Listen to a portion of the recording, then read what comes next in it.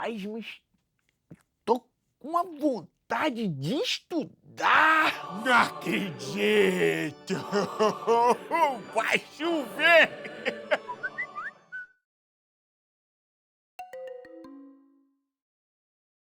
Ué, garoto? Cadê aquela vontade toda de estudar?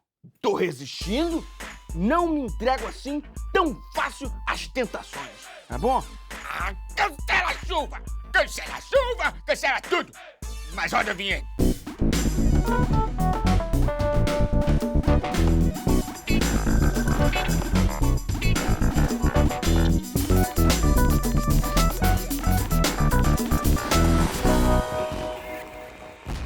Hora do Enem no ar e hoje é dia de Sociologia. Perdeu algum programa? É só ir em tvescola.org.br ou youtube.com/tvescola. Aproveita e se inscreve no canal. E para dar aquele reforço na revisão, professor Ramon Chaves. E aí, Lange? Seja bem-vindo mais uma vez, professor. Tranquilo? Prazer ter você aqui. O assunto é identidade. Como a sociologia trabalha esse conceito? Bom, vamos lá. Identidade tem a ver com a relação de unidade entre indivíduos, sujeitos e grupos sociais. E o reconhecimento dessa relação pelo grupo e a conformação da subjetividade do indivíduo a partir dessa relação. Falei um pouco difícil. É complexo. Mas isso acho que vai ficar mais fácil de entender se a gente separar de papel social. Papel social é o seguinte: você tem um sujeito, você tem um indivíduo, ele desempenha vários papéis sociais em diversos lugares distintos. Sim. Esses papéis que ele desempenha não têm a ver necessariamente como ele se constitui subjetivamente e como ele é reconhecido pelos seus pares. A identidade não. A identidade ela prevê essa associação. Então, o grupo ele reconhece o indivíduo pelaquilo que também constitui a subjetividade dele e que liga o indivíduo ao grupo. Mas vem cá, esse conceito sempre foi assim na sociologia ou ele mudou?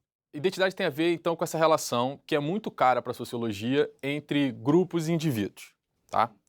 Mas isso mudou muito historicamente. Para o que interessa aqui para a prova do Enem, eu acho que a gente pode focar no processo de fragmentação das identidades.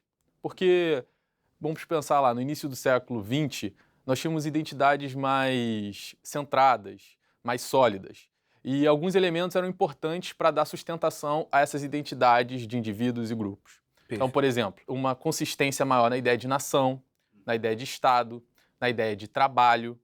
Então, quando determinados processos históricos vão transcorrendo, essas categorias elas passam a ser percebidas com mais mediações, com matizes, mais fragmentadas. E isso também interfere a visão da sociologia sobre os indivíduos.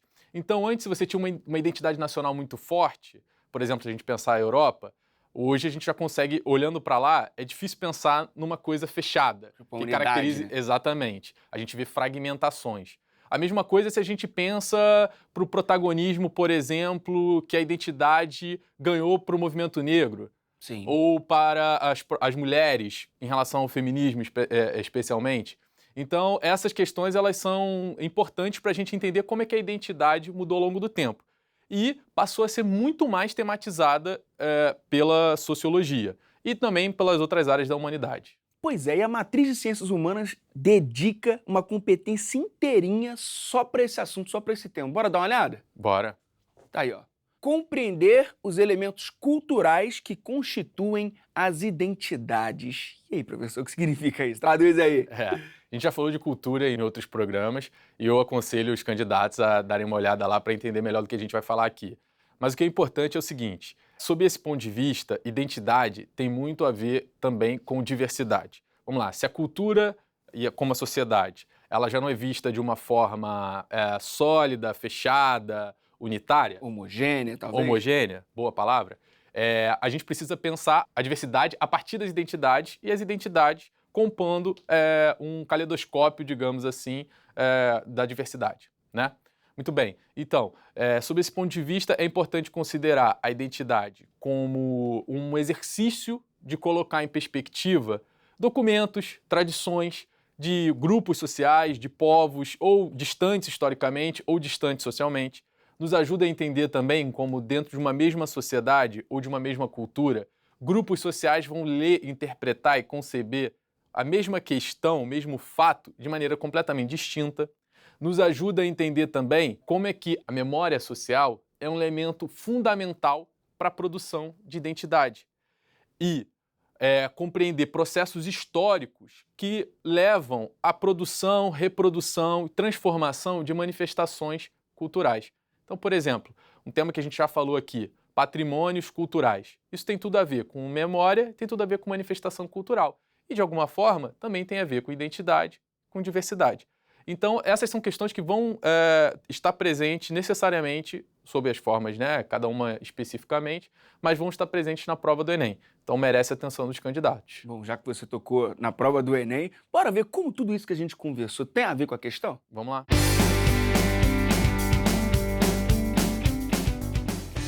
Aí, ó, questão 39 do Enem de 2016, caderno azul, segunda aplicação. Tá contigo, professor. Vamos lá. Simples, saborosa e, acima de tudo, exótica. Se a culinária brasileira tem o tempero do estranhamento, esta verdade decorre de dois elementos: a dimensão do território e a infinidade de ingredientes. Percebe-se que o segredo da cozinha brasileira é a mistura com ingredientes e técnicas indígenas. É esse o elemento que a torna autêntica. E aí eu sempre chamo a atenção olhar a referência do texto base, ok? É de uma revista Nossa História. O processo de formação identitária descrito no texto está associado a: letra A, imposição de rituais sagrados; B, assimilação de tradições culturais; C, tipificação de hábitos comunitários; D, hierarquização de conhecimentos tribais; e E, superação de diferenças etnorraciais. Bom, E aí, vamos lá. antes de responder, posso fazer, como dizem meus alunos, jogar um raio problematizador da sociologia aí na questão? Com certeza, vem Então, de raio. rapidinho.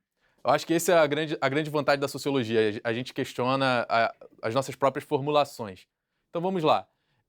Essa ideia que o texto traz, ela está muito centrada na ideia de uma... que é muito comum para pensar a culinária brasileira, tá? Que tem a ver com a identidade cultural produzida a partir da miscigenação entre as famosas e míticas três raças, entre aspas, né? Três etnias que constituem o Brasil. Então, os portugueses, os africanos, muitas aspas, né? E também centenas de indígenas de etnias indígenas. Então, essa visão, ela foi fundamental para a própria ideia de uma culinária nacional, porque todas essas diferenças, elas precisavam se materializar em alguma unidade, como nós estávamos falando antes. Então, isso foi elaborado, digamos assim, de forma mais sólida pela primeira vez pelo Câmara Cascudo, no livro dele, que, se eu não me engano, se chama História da Alimentação no Brasil. É uma ideia que vigora, mas merece um pouco de crítica também, tá? Antes da gente entrar na resposta, acho que merece um pouco de crítica. Por quê? Porque quando você pensa em uma culinária nacional, você desconsidera que toda culinária, quase 99% dela, está dividida entre uma culinária popular e uma culinária de elite. Então a gente precisa pensar que unidade é essa. Em segundo lugar, essa ideia da miscigenação, ela esconde relações de poder. Ela esconde, então, um aniquilamento dos povos indígenas, ela esconde a exploração histórica e sistemática das etnias, das dezenas de etnias que foram trazidas à força do continente africano, e também propõe para os europeus, especialmente os portugueses, uma visão de adaptação, de certa plasticidade e etc., que permitiria fazer esse amálgama aí, que é a culinária brasileira. Então, feita essa crítica, que eu acho que precisa ser observada, vamos então à resposta. É a assimilação de tradições culturais. Porque o texto fala justamente dessa reunião de diversos elementos, ingredientes nesse caso, e técnicas também, né? Mas eu, faço o reforço de que isso precisa ser olhado criticamente. Professor, de que outras formas esse conteúdo pode ser cobrado? É possível que ele apareça na prova do Enem, pensando especialmente processos sociais e históricos que a gente vem observando na Europa. Então, como essa fragmentação da identidade, especialmente nacional, do trabalho, de gênero, como nós falamos, ela tem um processo de fragmentação e depois de uma recomposição, mas de uma recomposição, digamos assim, em alguma maneira ressentida, né? E que se expressa em posturas de muita rejeição à alteridade, né? Ao outro, e no caso da Europa, os imigrantes. Então, eu acho que isso pode aparecer. Pode aparecer também em função do que nós já comentamos, dessa mobilização de uma certa memória e de uma identidade que vários indivíduos negros passaram a mobilizar recentemente em função da exposição do movimento negro. Sim. Então, por exemplo, a memória sobre a própria ancestralidade, aos cultos afro-brasileiros, a religiosidade. Então, isso pode aparecer porque isso tem sido um fator importante tanto para a mobilização de grupos políticos, tá certo? Pautando a agenda pública, como também para a própria constituição da subjetividade dos indivíduos. Eu acho que talvez apareça, e seria pertinente se assim acontecesse, a relação entre os papéis das mulheres, dos homens, e também, enfim, de outros gêneros que compõem, né, e que estão presentes na nossa sociedade. Então, só reforçar o gabarito para a galera de casa. Opção B. Assimilação de tradições culturais.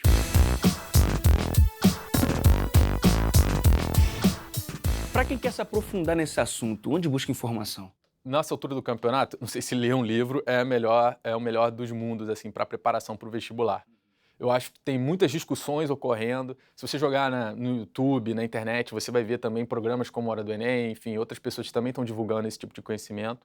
Mas eu acho que se a pessoa tem um pouco de disposição e tempo, eu indicaria um livro que é bem instrutivo, assim, dessa discussão que a gente fez aqui, que se chama A Identidade Cultural na Pós-Modernidade, do Stuart Hall. É um livrinho curto, que o primeiro capítulo já mata tudo que nós falamos aqui. Eu acho que é uma boa recomendação. E é um tema bom para a vida, né? Exatamente. Sempre. Sociologia faz bem para a saúde. Exatamente. Professor, o tema agora é super contemporâneo, internet. E aí eu vou fazer a mesma pergunta que eu fiz no outro bloco. Como a sociologia trabalha esse tema, esse conceito? Então, como a sociologia trabalha no Enem, especialmente, né? A sociologia tem muita produção sobre isso e a gente não conseguiria dar conta de toda ela aqui. Sim. Mas focando no Enem, eu acho que a sociologia pensa a internet sobre dois eixos principais. Boa. O primeiro, como uma tecnologia que interfere nos processos de produção e na organização do trabalho. Então, tem muito a ver com o mundo do trabalho, com a economia e etc. A outra é como a internet interfere, atravessa as interações e as relações sociais entre indivíduos e grupos. E aí você está pensando os efeitos da internet, os valores que passam a circular, as expressões individuais nessas plataformas e etc. Isso tem a ver com a competência 4 da matriz do Enem, tá certo? Tem a ver. Competência de área 4. Entender as transformações técnicas e tecnológicas e seu impacto nos processos de produção, no desenvolvimento do conhecimento e na vida social. E aí, professor, traduz pra gente de novo. Pois é, a internet ela foi um fator determinante para esses processos históricos, né, que nós estamos observando, de transformação mesmo na produção e transformação nas formas de organização do trabalho. Hoje, por exemplo, a gente tem um trabalho por plataforma, os trabalhos por aplicativos. Muitas pessoas, inclusive, que estão analisando esse tema, vêm falando em uberização do trabalho. Uberização do trabalho. Pois é. Como é que o trabalho passa agora a ser gerido pelas plataformas? E aí o gerente, né, quem avalia e fiscaliza seu trabalho, não é mais uma pessoa que foi designada para isso, mas são os próprios usuários. Então veja, como é que a internet possibilitou, através da sua popularização, a criação de plataformas, de serviços que mudam a rotina e a organização do trabalho. Então, essa é uma perspectiva que pode aparecer na prova. Pode aparecer também tematizando a própria relação da juventude com a internet. Pode aparecer, e isso tem a ver claramente com a questão da vida social, como é que a internet ela foi um elemento muito central, vem sendo um elemento muito central nas eleições nacionais de diversos países. A campanha política hoje ela não é feita prioritariamente através da televisão, mas sim da internet. Então, isso são mudanças que foram possibilitadas pela internet e que se produziram através dela e que devem, provavelmente, cair na prova do Enem. Professor, ter um tema assim tão próximo da nossa realidade facilita ou atrapalha? Então, tudo tem seu lado bom e seu lado ruim, né? Bom, Então, tendo isso em mente, por um lado, facilita porque mantém os estudantes engajados. Então, eles estão mais dispostos a discutir aquilo que você está trazendo. Por outro lado, dificulta porque, como a gente já conhece, a gente já tem muitas opiniões elaboradas sobre aquilo. Então, muitas vezes é difícil de oferecer outras perspectivas. Mas eu, particularmente, sempre prefiro que o tema seja do cotidiano, que o tema seja próximo, porque eu prefiro ter o trabalho de discutir e apresentar do que o trabalho de ficar fazendo as pessoas prestarem atenção e se motivarem com aquilo que a gente está falando. Show de bola. Bom, partiu questão? Partiu. Bora lá.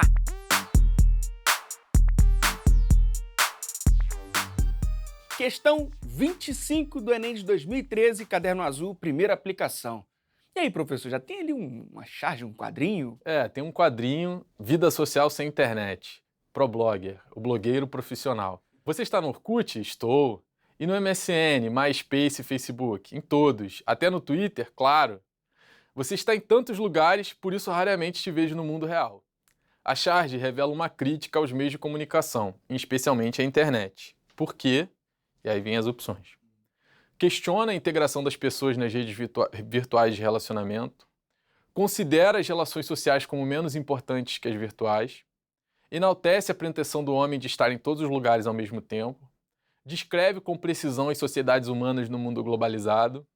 Concebe a rede de computadores como espaço mais eficaz para a construção de relações sociais. Existe uma diferença entre problema social e problema sociológico. Opa, calma aí. Vamos Bugou, lá. explica. Isso é só Você pode ter um problema social que ele pode ser tematizado por diversas perspectivas. Então, Certo. por exemplo, tem muita gente discutindo hoje os danos, neurológicos que o uso de celular pode trazer, principalmente para crianças e jovens. Tá? Isso é um problema sociológico? Não exatamente. A lente que está lendo aquele problema não é a lente da sociologia. Na verdade, aqui é quase uma sociologia da crítica. A gente está tentando pensar como é que as pessoas criticam determinados aspectos, no caso aqui, a internet. Então, tendo isso em mente, o que eu quero dizer? A gente precisa pensar como é que as pessoas estão criticando. Esse é o mais importante.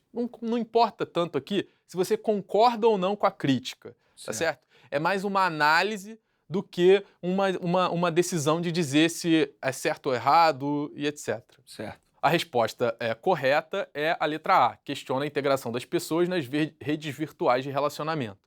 E aí a crítica é porque as redes virtuais são tantas, e é um pouco desatualizada até, né, essa charge. MSN, Orkut. E para você ver como é que a internet vai mudando, o mundo está correndo muito rápido. Tem a galera que nem sabe o que é Orkut, né, professor? Pois é, exatamente. E então, como é que, na verdade, o fato de estar nesses espaços não significa que haja uma integração e a promoção de vida social, de relações e de interações entre indivíduos. Perfeito. Agora, professor, só uma coisa, tem muitas respostas ali que podem levar o candidato ao erro, não tem não? Por exemplo, coisas que têm a ver com a internet, que são opiniões, como você bem disse, são opiniões de pessoas que estão na sociedade, mas não necessariamente condiz com a charge. É por aí, a gente tem que fazer essa separação mesmo? Exatamente, Landy, exatamente. O importante, nesse caso, não tem uma resposta correta do ponto de vista da sociologia, mas tem uma resposta correta do ponto de vista da compreensão da crítica que a charge traz. Então, que valores, que ideias estão construindo aquela charge e como elas podem ser compreendidas por alguém com a lente da sociologia. Então, reforçando o gabarito, só para fechar, A. Exatamente.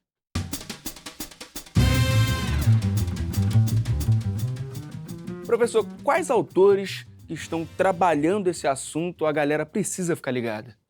Olha, especialmente essa questão da internet, das redes sociais, etc. Tem um autor que já se tornou muito assim reconhecido por tematizar essa questão, que é o Manuel Castells. Ele tem várias obras em que ele fala sobre a sociedade em rede e como é que isso afeta a vida social, a dinâmica, a rotina, o cotidiano e etc. E eu acho também que vale observar as pessoas que estão pensando agora o efeito da internet nas grandes questões. Não só nas questões do dia a dia, mas na questão política, econômica e etc. É bom dar uma pesquisada, né, professor? Saber um pouco mais sobre o assunto. Bom, porque, como a gente estava falando, esse é um tema do cotidiano, né? E aí eu acho que é quando eu defendo a sociologia, que é o uso da sociologia, né? que é a gente justamente extrair um pouco de interpretação mais ampla sobre as nossas práticas pequenas, cotidianas, diárias. Então é a imaginação sociológica, como é que isso aqui é um processo social, isso aqui não é só a gente está fazendo aqui porque sempre foi assim, porque é comum, porque é meu dia a dia, porque eu decidi sozinho, mas porque tem uma coisa muito maior que funciona, que está interligada a partir dessas pequenas coisas e que faz essa teia grandona que é a sociedade. E chegou o nosso momento Pop Prof.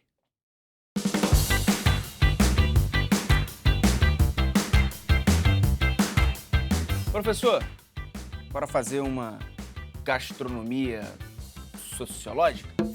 Bora. Como seria um frango a Max Weber? Acho que um frango a Max Weber seria um frango bem burocrático, assim, bem desencantado, sabe? Aquele franguinho bem furreca. E uma salada à moda John Locke? Nossa, essa é difícil, cara. Salada John Locke. Salada John Locke, vamos lá. Eu acho que... É tipo, sei lá, vegetais e legumes competindo no Mercado Livre. Ótimo. Aí Ótimo. você coloca ainda frutas ali também, Ótimo, querendo entrar. Ótimo, ótimo. Isso, tá aí uma boa. As saladas, antes de... Os ingredientes passariam por uma concorrência, por uma seleção e venceria o melhor. No estado não interfere. Não interfere de jeito nenhum. Nem quem tá comendo. Numa feijoada, como saber se ela foi preparada por um fordista ou por um taylorista? Ah, essa daí é mais ou menos fácil. Se teve racionalização, ou seja, foi feita em etapas, é um taylorista. Mas se ela foi feita em etapas, mas numa esteira, aí é um fordista.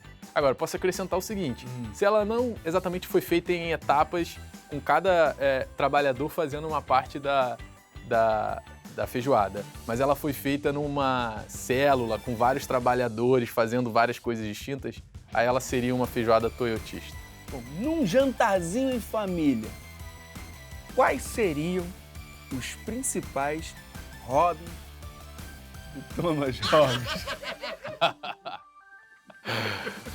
Seria um jantar em família bastante convencional, bastante autoritário até.